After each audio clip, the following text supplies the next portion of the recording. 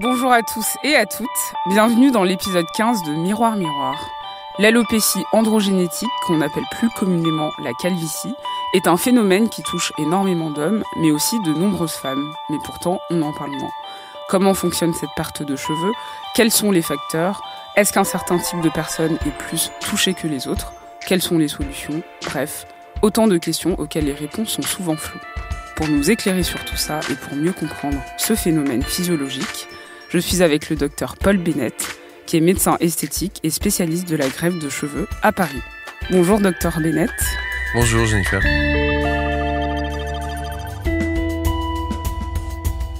Je vous ai invité parce que vous êtes spécialiste dans la greffe de cheveux à Paris. Est-ce que vous pouvez nous dire pourquoi et comment vous êtes spécialisé dans ce domaine ? En fait, la première fois que j'ai vu dans mon cursus médical, la première fois que j'ai assisté à une microgreffe de cheveux, j'ai regardé un peu comment ça se passait, j'ai vu les suites opératoires, j'ai vu les résultats, et ce qui m'a tout de suite plu, c'est qu'en fait, dans la greffe de cheveux, il n'y a pas beaucoup d'aléas. C'est-à-dire qu'en fait, plus on déplace de cheveux, plus on a un résultat qui est intéressant, et surtout, tous les cheveux qu'on déplace repoussent, et une fois qu'ils ont repoussé, ils ne retombent pas. Donc c'est ce côté-là, en fait, où il y a peu d'aléas, et moi mon souci en tant que médecin, c'est de pouvoir fermer la porte du cabinet le soir en me disant voilà, je suis content, je sais que mon patient ça va repousser, il aura un bon résultat, et je veux pas me dire est-ce que ça va être bien, est-ce qu'il va pas y avoir un problème et tout. Il y a jamais de problème, la greffe de cheveux, tous les cheveux qu'on déplace repoussent, une fois qu'ils ont repoussé, ils retombent plus. Donc c'est assez basique, et moi dans mon intellect entre guillemets, ça me satisfaisait. La calvitie toucherait 15% des hommes dès l'âge de 20 ans, 30% à 30 ans et 1 sur 2 à 50 ans. On dit que la cause serait hormonale et génétique. Est-ce que vous pouvez nous dire comment ça s'explique scientifiquement ? Oui, alors la plupart des calvities chez les hommes, en fait, c'est des calvities qui sont dites androgénétiques, et comme vous le disiez, c'est lié à la testostérone, c'est-à-dire que sur le dessus de la tête, on a des cheveux qui sont dits hormonodépendants et qui sont liés à la testostérone. C'est-à-dire qu'en fait, la testostérone dans notre corps, elle est transformée en une autre hormone qui s'appelle la 5-alpha d'hydrotestostérone. C'est une hormone qui vient se fixer, pour résumer et simplifier la chose, sur les cheveux du dessus de la tête et qui accélère leur cycle pilaire. Un cheveu, quand il naît, en fait, il a une durée de vie de 2 à 5 ans. Et dans un cycle normal, s'il n'est pas influencé par des facteurs extérieurs. En fait, quand le 5-alpha d'hydrotestostérone, cette hormone, va venir se fixer sur le cheveu, le cycle il peut être raccourci. Alors, ça peut être 2 à 5 mois dans les cas extrêmes, mais ça peut être 1 an au lieu de 5 ans. Donc, effectivement, le cycle des cheveux s'accélère. Ce qu'il faut savoir, c'est que le bulbe qui fabrique le cheveu, il est préconçu pour fabriquer entre 20 et 30 cheveux dans votre vie. Donc, à partir du moment où le compteur des cycles il tourne, on arrive à 27, 28, 29, 30, et après, il n'y a pas de 31e cycle, donc le cheveu tombe définitivement et ne repousse jamais. C'est vrai qu'on entend souvent que c'est génétique par le père, mais le gène de la mère serait tout autant, voire plus responsable que celui du père. Oui, alors, il n'y a pas vraiment de règles génétiques spécifiques. C'est assez difficile de faire des corrélations familiales. Ce qui est sûr et certain, c'est que c'est lié au taux de testostérone et au récepteur à la 5-alpha d'hydrotestostérone que vos cheveux ont. C'est-à-dire qu'en fait, on peut avoir des familles qui ont un taux de testostérone un peu plus élevé que les autres, donc ils ont un peu plus de 5-alpha et donc ils ont tendance plus à perdre leurs cheveux. Ou on peut avoir un taux de testostérone normal, mais plus de récepteurs à la 5-alpha d'hydrotestostérone, donc ça, on obtient les mêmes effets, c'est-à-dire que les cheveux, en fait, ils vont être plus influencés par les hormones et ils vont tomber plus vite. Mais on peut pas dire votre grand-père était chauve, vous serez chauve, ou votre père a plein de cheveux, vous perdrez pas vos cheveux. Ça, malheureusement, c'est pas superposable et on peut pas parler de ça comme ça. Donc en fait, oui, il y a des familles à tendance alopécique et des familles où on perd moins de ses cheveux, mais on peut pas, quand on voit un patient, lui dire voilà, dans 5 ans vous serez comme ça et dans 10 ans vous n'aurez plus de cheveux, monsieur. C'est pas héréditaire, quoi. C'est influencé par les hormones, influencé donc un peu par la famille, puisque on hérite nos hormones de nos parents, hein, mais on peut pas dire vraiment que c'est héréditaire, non. Pourquoi autant d'hommes, et de femmes, on en parlera plus tard, sont touchés par ce qu'on appelle justement l'alopécie androgénétique ? Alors les hommes, c'est 99,9% des hommes qui se présentent qui ont des problèmes de chute de cheveux ou d'alopécie ou de calvitie. Ça, c'est toujours lié à l'alopécie dite androgénique, hein, donc lié aux hormones et à la testostérone, comme on a expliqué. Les femmes, c'est plus rare chez les femmes, l'alopécie androgénique, mais ça arrive. Donc quand une femme se présente avec une chute importante de cheveux et des cheveux clairsemés, on fait un bilan hormonal, donc une prise de sang. On fait un prélèvement de cheveux qu'on appelle un trichogramme, et ça permet, avec ces deux examens-là, d'arriver à voir un peu ce qui se passe, ce qui va se passer, parce que le trichogramme, ça nous donne un peu l'évolutivité de l'alopécie, et comment soigner. Donc en fait, dans le bilan sanguin, on fait une recherche de toutes les causes qui peuvent créer des pertes de cheveux, par exemple le manque de fer, la carence en fer, la vitamine D, la thyroïde et les hormones sexuelles, donc testostérone et co. Et donc on cherche une anomalie dans tout ça. Bien souvent chez les femmes, on ne retrouve pas d'anomalie particulière, et donc c'est ce qu'on appelle l'alopécie dite androgénique primitive, et c'est confirmé par le trichogramme, donc le prélèvement de cheveux. On met en place des traitements qui permettent de diminuer le taux de 5-alpha d'hydrotestostérone, et donc qui permettent de conserver les cheveux le plus longtemps possible. Et puis on a des traitements locaux, comme le minoxidil, qui permettent de soigner, et en tout cas de bloquer un peu les cheveux dans leur cycle vital, et qui permettent d'avoir les cheveux plus longtemps sur la tête, donc d'être chauve moins tôt. Et il y a beaucoup de femmes qui viennent vous voir, alors vous, vos confrères, mais pour ce problème précis? Oui, on en voit. Moi, je pense que ça représente à peu près 25-30% de ma patientèle. Donc, toutes ces femmes-là, avant de faire quoi que ce soit, on fait un bilan, on établit un diagnostic, on met en place les traitements pour stabiliser l'alopécie. Donc, ça peut prendre entre 3 et 6 mois pour exactement arriver à mettre en place ce traitement-là. Une fois que c'est stabilisé, on refait un trichogramme pour être bien sûr que c'est stabilisé, donc un prélèvement de cheveux.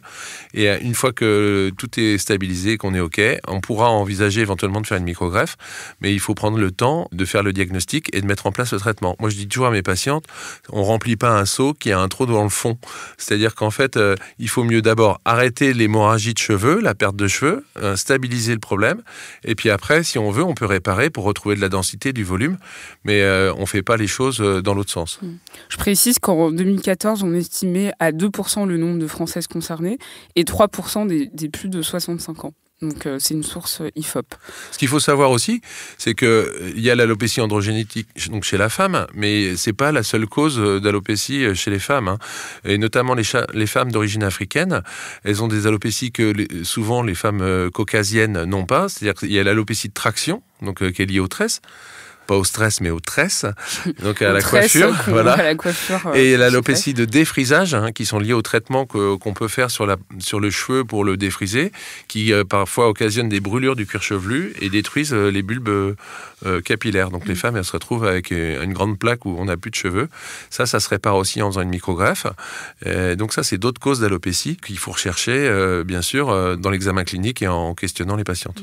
Et d'ailleurs, vous êtes spécialisé un peu dans ce domaine, en tout cas de patientes africaines, afro, en tout cas qui ont les cheveux plutôt crépus. Oui, tout à fait, parce que moi j'ai répondu parce qu'en fait j'ai consulté avec une dermatologue de l'hôpital Saint-Louis pendant un certain temps, et puis elle m'a dit il y a une grosse demande pour les femmes africaines et personne ne fait de microgreffe sur ces femmes-là, à l'époque, bien sûr. Et pourquoi à l'époque? Parce qu'on estimait que ça ne pouvait pas marcher. Oui, et c'est ça, et en fait je pense que dans la culture afro, il n'y a pas de solution pour ces problèmes de cheveux-là, et en fait moi, même aujourd'hui, je vois beaucoup de femmes qui découvrent qu'on peut faire des microgreffes de cheveux sur des cheveux afro, et qui ne pensaient pas que ça marchait, et donc les pauvres, elles ont essayé plein de traitements qu'on peut vendre sur Internet qui sont plus ou moins fiables, et en fait au bout du compte il n'y en a pas un seul qui marche, et elles trouvent une vraie solution et on peut l'apporter. Le problème entre guillemets de l'offre, c'est-à-dire qu'il y a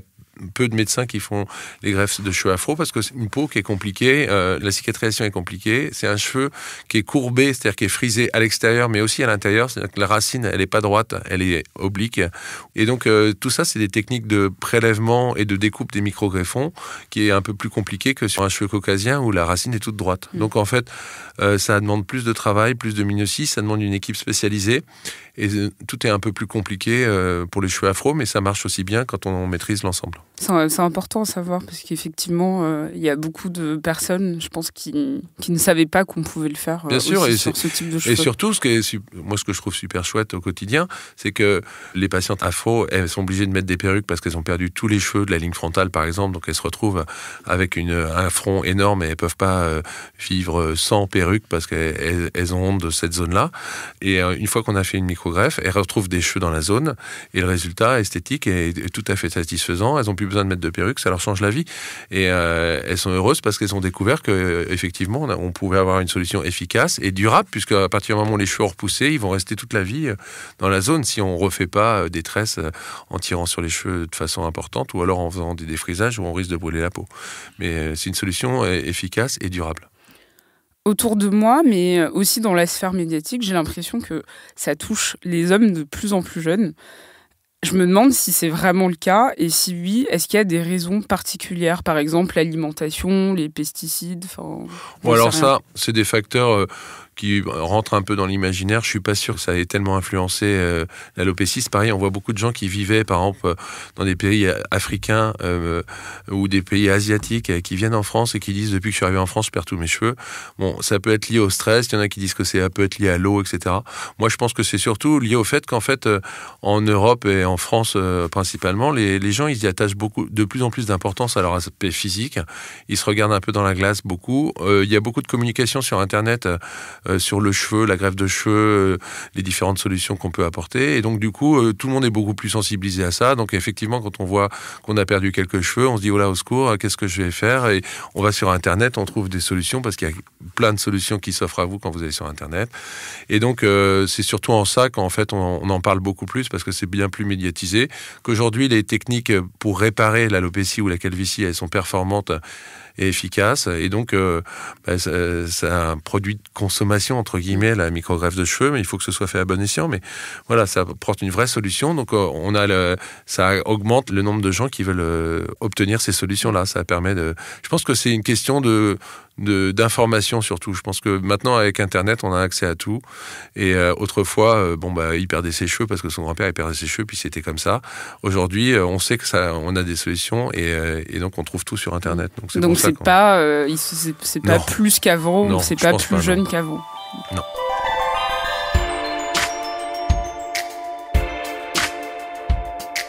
Dans les solutions, donc il y a aussi les traitements connus, dont le minoxidil, le finastéride et la Propecia, un peu polémique. C'est la même chose.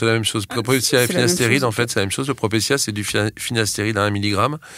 À l'origine, ce médicament-là, le finastéride, c'est un médicament qui est fait pour traiter les problèmes de prostate chez les hommes. Et on s'est aperçu que quand on en donnait aux patients, le médicament en tant que tel, il s'appelle Chiproposcar. Il est dosé à 5 mg. Et on s'est aperçu que quand on donnait du Chiproposcar, les patients, ils perdaient plus leurs cheveux. Donc on s'est dit, tiens, il y a peut-être une action là-dessus. Et ils se sont aperçus que la dose minimum pour arrêter de perdre ses cheveux, c'est le finastéride à 1 mg. Donc on donne du finastéride à 1 mg. Et qu'est-ce que ça fait, le finastéride? Ça bloque la transformation de la testostérone en 5-alpha d'hydrotestostérone. Ça veut dire que la testostérone, elle peut plus se transformer en 5-alpha d'hydrotestostérone. Et ça nous arrange bien parce que la 5-alpha, c'est celle qui fait tomber les cheveux. Donc en fait, le taux de 5-alpha, il baisse et l'alopécie, elle s'arrête. Donc c'est intéressant en prévention. Malheureusement, quand les cheveux sont tombés, ça fait repousser aucun cheveu. Mais l'intérêt, c'est que quand on a un jeune homme et qu'on a 26 ans, qu'on s'aperçoit qu'on perd plein de cheveux et qu'on est paniqué parce que à cet âge-là et même à tous les âges, ça crée un vrai stress. On met en place ce traitement-là et ça permet vraiment d'arrêter et de ralentir fortement l'alopécie. Après, oui, il décriait parce qu'il y a eu des effets secondaires et notamment au niveau de la libido, ça baisse la libido chez certains patients. Donc après, et des cas de dépression. Et des cas de dépression. Après, on adapte les posologies en fonction pour permettre d'avoir tous les avantages et pas les inconvénients. Après, le minoxidil, c'est une solution qu'on apporte surtout aux femmes parce qu'en fait, il faut de la rigueur et de la persévérance. C'est un traitement local qu'on pulvérise sur la tête tous les jours, avec un massage de 3 à 5 minutes. Et ça permet de bloquer les cheveux en anaphase. Alors, ce qu'il faut comprendre, c'est que dans le cycle du cheveu, un cheveu, je vous ai dit tout à l'heure, qui vit entre 2 et 5 ans, le cheveu, il a 3 phases. Il a une phase où il est adolescent, bébé, adolescent, et il a beaucoup de synthèse protéique qui s'appelle l'anaphase. Après, il a une phase où il est adulte, il ne se passe pas grand-chose, c'est la cataphase. Et après, il y a une phase où il est mort et il reste sur votre tête juste avant de tomber, qui s'appelle la télophase. Ces 3 phases-là, ça peut durer donc 2 à 5 ans. La phase la plus longue des 3 phases, c'est l'anaphase. L'anaphase, en moyenne, ça dure 3 ans. La cataphase, en moyenne, ça dure 3 semaines. Et la télophase, elle dure 3 mois. Donc en fait, la phase la plus intéressante à prolonger, c'est l'anaphase. Et on s'est aperçu que la minoxidil, ça a bloqué les cheveux en anaphase. Donc en fait, quand on met du minoxidil, tant que vous mettez du minoxidil, votre cheveu, il va aller jusqu'au bout de son cycle. Donc au lieu de tomber et que le compteur il tourne à toute vitesse, votre cheveu, il est obligé d'aller jusqu'au bout de son cycle. Donc ça permet de ralentir la chute du cheveu. Et effectivement, ça ralentit l'alopécie. Le problème, c'est que si on le fait pas de façon sérieuse et persévérante et qu'on se dit, tiens, allez, pendant 2 mois, je vais arrêter. Tous les cheveux qu'on a bloqués en anaphase, ils passent en cataphase, en télophase, ils tombent tous. Donc tout ce qui a été acquis retombe. Donc c'est à double tranchant. Donc moi je le prescris surtout chez les femmes parce que les femmes elles sont super consciencieuses par rapport à ça et elles sont capables de le faire tous les jours. Les hommes ils vont le faire pendant 6 mois puis après ils vont arrêter, ils vont reperdre tous les cheveux, ils vont dire docteur votre truc j'ai perdu tous mes cheveux. Non, c'est pas, il y a aussi des hommes qui sont rigoureux mais et des femmes qui peuvent être peut-être en l'air. Par expérience, je m'aperçois que les femmes, dès qu'on leur prescrit ça, on leur dit il n'y a pas d'autre solution, il faut faire ça. Parce qu'après, on peut compléter avec des traitements hormonaux chez les femmes, mais le traitement hormonal, il est controversé aussi. On a un peu plus peur de prendre des hormones que de prendre du minoxidil qui, en fait, n'a pas tellement d'effets secondaires. Et donc, dans les solutions, il y a aussi la transplantation capillaire, donc votre spécialité. Est-ce que vous pouvez nous expliquer comment fonctionne cette procédure chirurgicale ? Bien sûr. Alors, c'est pas une procédure chirurgicale, en fait, c'est une procédure médicale. Okay. Donc, la microgreffe capillaire, c'est la solution qui permet de redonner de la densité, réintégrer des cheveux dans des zones où il n'y en a plus. Et malheureusement, aucun traitement médicamenteux ou local n'est capable de le faire. Donc, on a parlé minoxidil et Propecia, c'est juste pour éviter d'en perdre plus. Mais malheureusement, ça fait repousser aucun cheveu. Donc, si on veut retrouver de la densité, il va falloir déplacer des cheveux. Donc, comment ça se passe ? On va venir les chercher sur la couronne, c'est-à-dire que l'arrière de la tête et les côtés, c'est des cheveux qui sont non hormonodépendants. Tous les cheveux du dessus de la tête, ils sont hormonodépendants, ils dépendent de la 5-alpha d'hydrotestostérone. Tous les cheveux qu'on a sur le tour de la tête, ils ne tombent jamais. Quelqu'un qui est chauve, excusez-moi pour les moines, mais on dit que voilà, la tête comme un moine, il n'y a plus un seul cheveu hormonodépendant sur le dessus de la tête, donc il n'y a plus rien, et il reste la couronne autour. Donc ces cheveux-là, en fait, ils restent à vie sur la tête et ils tombent jamais. Donc ça, c'est une manne pour nous qui faisons des microgreffes. On va venir piocher dans ces cheveux-là, et on va venir les remettre sur le dessus de la tête, et ils vont tous repousser, et une fois qu'ils ont repoussé, ils retomberont jamais parce qu'ils sont non hormonodépendants. Donc en fait, tout ce qu'on va déplacer, ça va repousser à 100%, et une fois que ça a repoussé, ça ne retombe plus. Donc ça a un côté magique, entre guillemets, puisque c'est vachement satisfaisant sur le plan intellectuel. On déplace des cheveux, on sait qu'ils vont tous repousser, ils ne retomberont plus. Donc une fois qu'on a réglé un problème dans une zone, ou sur l'ensemble du dessus de la tête, eh ben, le patient, on sait qu'à vie, il a son résultat, et c'est chouette. Est-ce que vous pouvez nous dire comment se passe une intervention ? Alors une intervention, en moyenne, ça dure 5 à 6 heures, hein, parce que en fait tout est fait à la main, donc ça prend beaucoup de temps. Donc la première phase, ça va être la phase du dessin, où on fait un dessin avec le patient et on détermine bien les zones qu'on a à regarnir ou à redensifier. Une fois que le dessin est fait, on va faire une anesthésie locale, donc au niveau du front et au niveau de la nuque, donc ça endort toute la tête, on a l'impression d'avoir un casque, on sent rien du tout. Après on fait le prélèvement des cheveux, donc en fonction des techniques, soit on prélève les cheveux un par un, soit on prélève une bandelette et on fait une suture. Pendant ce temps-là, les assistantes, elles préparent les greffons en vue de les réimplanter. Et après, on va faire des micro-fentes avec une aiguille spéciale et on réinjecte les cheveux un par un sur le dessus de la tête dans toutes les zones qu'on a décidé de redensifier. Après, en sortant, le patient, il va avoir des petites croûtes pendant à peu près 8 jours. Au bout de 8 jours, la croûte, elle tombe et souvent le petit cheveu tombe avec la croûte. Il faut attendre le 3e mois pour voir commencer à repousser les greffons, donc 3 mois après l'intervention. Ils seront tous sortis au 6e mois, donc il y a un rendez-vous de consultation qui est prévu au 6e mois pour faire le point. On a un résultat définitif à 1 an, donc il y a une visite de contrôle à 1 an avec des photos et ça permet de constater que le résultat est satisfaisant, que le patient est content. Voilà. Et en général, les patients et les patientes qui viennent vous voir, ils vous disent quoi ? Que vous avez changé leur vie, qu'ils revivent Alors, on fait tout ce qu'on peut pour qu'ils nous disent ça à chaque fois. Souvent, c'est le cas. Ils sont ravis. Et voilà. Donc, moi, consciencieusement, entre guillemets, j'appelle mes patients à 1 an à chaque fois. Donc, quand ça fait 1 an, je les appelle pour avoir leur point de vue et les motiver pour qu'ils viennent me voir en consultation pour faire des photos. De temps en temps, j'ai des patients qui arrivent et qui viennent me voir en disant au moment où ils arrivent en consultation, c'est intéressant. Ils me disent, je trouve que ça n'a pas trop poussé, tout ça. Je suis un peu déçu. Je dis, attendez, on va regarder vos photos d'avant. On sort les photos d'avant et quand le patient il voit ces photos, il me dit, mais c'est pas possible, j'étais pas comme ça avant. Mais je dis, écoutez, monsieur, c'était vos photos il y a un an. Mais en fait, ce qui se passe, c'est que le cerveau humain, il est malin.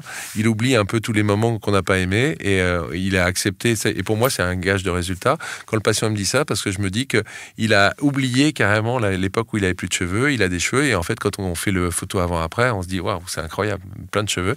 Et donc, ça veut dire que le résultat, il est naturel et qu'il est content, qu'il a retrouvé une bonne densité. Et c'est ce que je vous disais au début de l'entretien, c'est qu'en fait, à tous les coups, ça marche. Donc, le résultat, il dépend du nombre de cheveux qu'on déplace. Plus on a de cheveux à disposition, plus on va pouvoir les serrer les uns contre les autres et recouvrir une grande surface. Mais en tout cas, ce qu'on peut garantir aux patients, c'est que tous les cheveux qu'on va vous déplacer vont repousser et ils ne retomberont plus jamais, puisqu'ils sont non hormonodépendants. Et ça coûte combien à peu près ? Ça dépend du nombre de cheveux qu'on déplace, ça dépend de la technique qu'on utilise.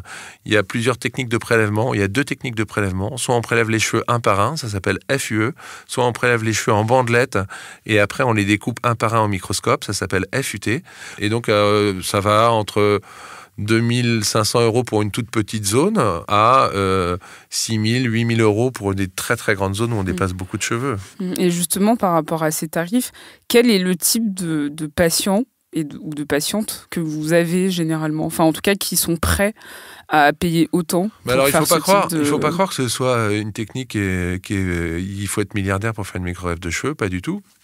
La moyenne des greffes, ça coûte autour de 4 000 € hors taxe, donc ça fait 4 800 € TTC. Donc c'est des prix qui peuvent être abordables. Après, si les gens ils ont un peu de mal à payer, ils peuvent faire des paiements en plusieurs fois. Et voilà, moi j'ai des patients, ça arrive qu'ils prennent des petits crédits pour étaler ça sur 1 an, sur 2 ans, sur 3 ans. Ce qui est sûr et certain, ce qu'on peut leur garantir, c'est le résultat. C'est-à-dire qu'on peut leur dire, voilà, ça vaut le coup de faire des économies pour ça, parce que je vous garantis, vos cheveux ils vont repousser, et une fois qu'ils ont repoussé, ils ne retomberont plus. Donc ça, mais c'est une patientèle qui est prête à tout, pour récupérer des cheveux, justement. Oui, mais alors, le rôle du médecin, c'est de savoir aussi être raisonnable et dire les choses comme elles sont aux patients. C'est-à-dire que moi, j'ai des patients qui viennent me voir et qui ont très peu de cheveux derrière, qui ont une énorme zone où il n'y a plus de cheveux et qui veulent retrouver les cheveux qu'ils avaient quand ils avaient 15 ans. Bon, il faut bien savoir leur dire, écoutez, monsieur, c'est pas possible. Donc, si vous voulez qu'on vous mette quelques cheveux sur la tête, vous aurez plus de cheveux, ça sera un peu mieux, machin. Mais on peut pas vous redonner une belle densité. Donc, soyez-en bien conscients. Parce qu'il ne faut pas les faire rêver, parce que le problème dans ce métier-là, comme je pense dans tous les métiers, c'est que si on ne raconte pas les choses comme elles sont, et que si on n'explique pas bien tous les détails au patient, le patient, il peut se dire... il peut se faire entre guillemets, des films, et puis après, au moment du résultat, il peut être déçu, parce qu'en fait, il n'aura pas le résultat qu'on lui aurait promis. Donc il faut être vraiment assez humble à ce niveau-là. Mais après, quand on a un bon capital cheveux au niveau de la couronne et une zone à recouvrir qui est de taille pas trop importante, on est sûr et certain d'avoir un bon résultat. Et c'est vrai que la calvitie, c'est souvent lié aussi à une estime de soi qui est plutôt basse. Enfin, même si les hommes c'est beaucoup plus accepté socialement d'être chauve. Est-ce que un suivi psychologique est nécessaire avant ce type d'opération? Alors, non, pas vraiment. Le psychologue dans l'histoire, ça peut être le médecin, justement, qui fait la microgreffe, parce que c'est très important de prendre le temps de parler aux gens, de leur expliquer, d'essayer de voir leur motivation, et puis de voir un peu, justement, s'il n'y a pas une pathologie sous-jacente. Moi, ça m'arrive de temps en temps de voir des jeunes de 20 ans, 22 ans qui viennent me voir, qui ont arrêté leurs études parce qu'ils ont perdu un peu les cheveux dans les golfs, qui veulent plus sortir de chez eux, qui commencent à être dépressifs, qui sous antidépresseurs, qui viennent avec leur maman. Alors là, il y a un vrai problème. Alors donc, on essaie de faire un deal avec le patient et avec la maman qui est là souvent, en leur disant, et même moi, ça m'arrive régulièrement, ce genre de patient, de leur dire, voilà, allez voir un psychiatre, ils sont souvent suivis d'ailleurs ces gens-là, ou un psychologue, et surtout essayer de bien vous focaliser sur la cause du repli sur vous-même. Est-ce que vous êtes sûr vraiment que c'est vos cheveux qui vous posent problème? Parce que moi je leur dis, je veux bien vous opérer, mais à condition que vous soyez sûr que c'est ça le problème et que ça vous change vraiment la vie. Parce que si c'est pour histoire de faire une intervention et qu'après le problème il soit reporté sur autre chose, c'est pas une solution en soi. Souvent, surtout d'ailleurs, parce que c'est souvent des gens, ils veulent une micro-greffe de cheveux alors qu'ils en ont pas tellement besoin. Donc j'essaie un peu de faire le tour de la question pour pouvoir être sûr des motivations du patient et surtout d'apporter une vraie solution.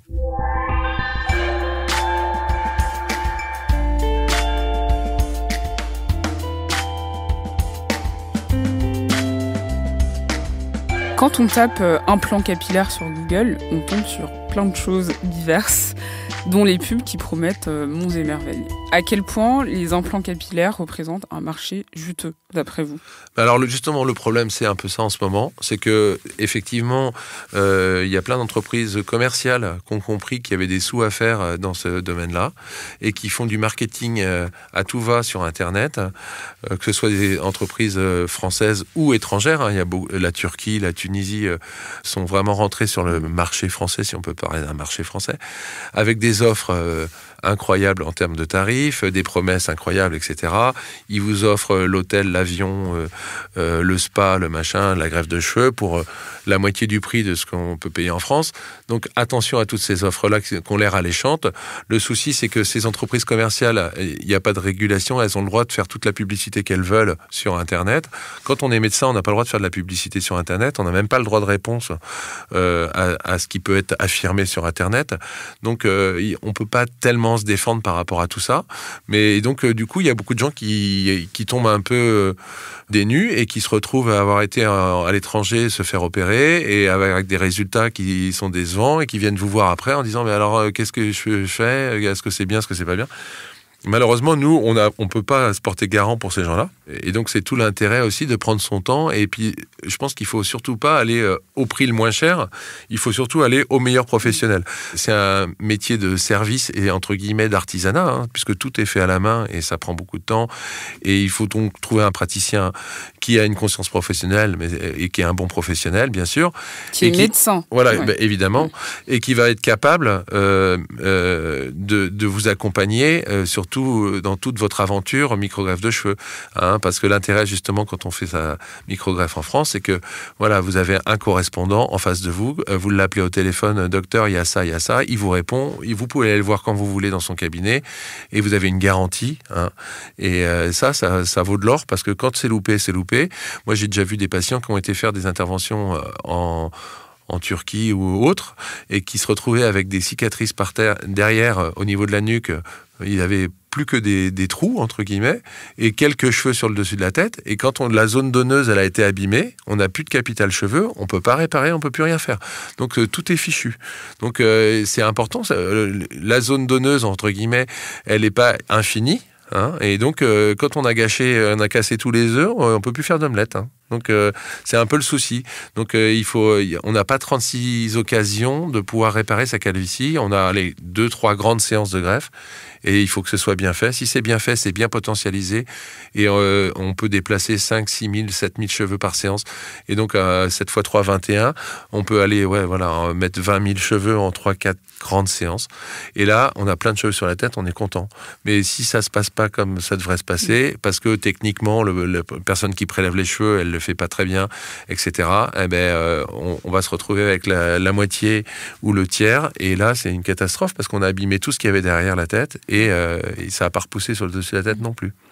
Et est-ce que vous avez des conseils à donner pour des personnes qui ne veulent pas ni faire de greffe, ni utiliser des médicaments ? Est-ce qu'il y a vraiment des produits naturels qui marchent ? Non, l'huile de ricin, ça ne marche pas. Non, l'huile de ricin, se frotter la tête avec de l'ail, tout ça. Il y a plein de patientes qui me disent « ça fait 2 ans que je fais ça, j'ai vu ça, j'ai une copine qui m'a dit ça ». Il n'y a pas de médicament miracle, il n'y a rien qui fait repousser les cheveux. Il y a des traitements qui permettent de ralentir la chute, donc on en a parlé, c'est le minoxidil et le finastéride. Basta. Avant, on faisait du PRP, c'est du plasma enrichi en plaquettes. Donc, à partir d'une prise de sang, on centrifugeait le sang, on récupérait les plaquettes, on les réinjectait en mésothérapie au niveau du cuir chevelu. C'est interdit maintenant en France depuis 1 an parce que, en fait, on va créer des cellules souches à partir du sang des patients et les cellules souches, c'est interdit en France. Donc, on peut plus le faire. Ça va donner des résultats qui étaient plus ou moins positif mais pas très probant à mon avis, en tout cas ce que j'en ai comme expérience. Donc voilà, aujourd'hui en prévention finastéride minoxidil et en réparation, pour réparer, la seule solution c'est de faire une microgreffe. Dépensez pas vos sous à acheter des vitamines ou des produits miracles, il y a rien qui marche, il y a rien qui fait repousser les cheveux. Moi je vois dans ma patiente afro, elle dépense plein de sous sur internet à acheter des trucs, etc. Et puis après avoir dépensé tous leurs sous, elles viennent nous voir en disant voilà, j'y arrive pas, il y a rien qui marche. Donc il faut pas se faire avoir là-dessus. Parce qu'effectivement, aujourd'hui, c'est entre guillemets un mal de société. C'est-à-dire que tout le monde prend ça en considération, on en parle beaucoup et il y a une forte demande. Et donc, du coup, derrière ça, il y a des entreprises commerciales qui vont apporter une offre plus ou moins sérieuse et qui va permettre de faire des sous, mais malheureusement aux dépens du consommateur. Quel est l'avenir de tout ça, d'après vous? Est-ce que, je sais pas, un jour, ce sera remboursé, je sais pas, par la Sécu? Non, est-ce que l'évolution nécessitera peut-être des interventions moins lourdes ou moins contraignantes? L'avenir, en fait, pour l'instant, ces 2 techniques de prélèvement, FUE, FUT, ça fait 30 ans qu'elles existent. Le principe de la microgreffe, ça fait pareil, entre 30 et 40 ans que ça existe. Les techniques de prélèvement et de réimplantation, elles ont évolué dans le temps, mais en fait, rien n'a changé fondamentalement. Après, aujourd'hui, ce qu'on peut garantir aux patients, c'est qu'on est arrivé à l'aboutissement final de la technique, c'est-à-dire qu'en fait, on sait réimplanter les cheveux, l'unité folliculaire la plus petite possible, donc ça, c'est super chouette, parce qu'à une époque, on savait pas, donc on réimplantait des touffes de cheveux de 10 ou 15 cheveux, et les gens, ils se retrouvaient avec des champs de poireaux, c'était horrible. Donc maintenant, on réimplante les cheveux un par un. Donc quand ils ont repoussé, personne n'est capable de dire si c'est un greffon ou si c'est un cheveu qui était là avant, puisqu'en fait, il a repoussé comme votre cheveu à vous. Donc ça, c'est super bien parce que ça garantit un résultat naturel esthétique. L'avenir, je pense, de tout ça, ça va être les cellules souches, on en a parlé un peu. Aujourd'hui, les cellules souches, les traitements à base de cellules souches sont interdits en France. Un jour, ça sera sûrement autorisé. Et en fait, les cellules souches, à terme, on va pouvoir prélever des cellules souches et les réimplanter, les réinjecter dans le cuir chevelu. Et ces cellules souches redonneront naissance à des nouveaux cheveux. Donc en fait, on peut imaginer un jour, à quel terme, je pense que c'est 10 ans maximum, on pourra réinjecter des cheveux sur votre cuir chevelu, on prélèvera quelques cheveux dans une zone où il vous reste des cheveux, on les mettra en culture, on vous les réinjectera et ils repousseront. Ça, je pense que c'est l'avenir, mais pour l'instant, c'est un peu de la science-fiction. Hein. On est malheureusement encore sur le terrain et on est encore avec les techniques d'il y a 40 ans qui ont bien sûr bien évolué, qui donnent des résultats super efficaces et satisfaction aux patients. Merci, Dr Bennett. Avec plaisir.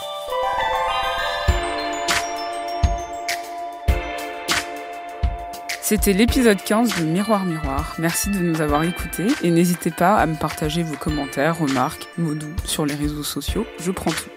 Je vous dis à dans 2 semaines et en attendant, vous pouvez laisser 5 étoiles sur iTunes et rattraper tous les autres épisodes sur binge.audio et les plateformes de streaming audio. Merci. Binge.